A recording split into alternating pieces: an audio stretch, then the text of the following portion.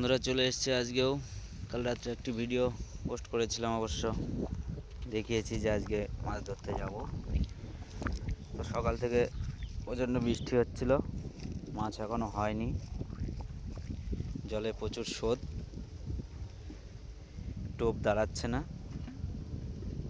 দেখা যাক এর পরবর্তীতে কি হয়। চারে কয়েকটি মাছ উঠতে দেখা গেছে, কিন্তু কোনো খবর হয়নি। খবর হলে নিশ্চয়ই আপনাদেরকে জানাবো।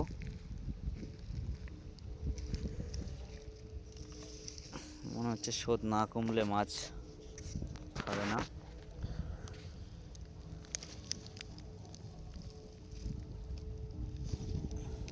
দেখুন, আজকে বেশি ফেলিনি, 3টে সুতো ফেলেছি। এই যে জল ঘোলাও আছে প্রচণ্ড। কিছুক্ষণ আগেও একটা মাছ উঠেছে ঘাটে, তো খাইনি।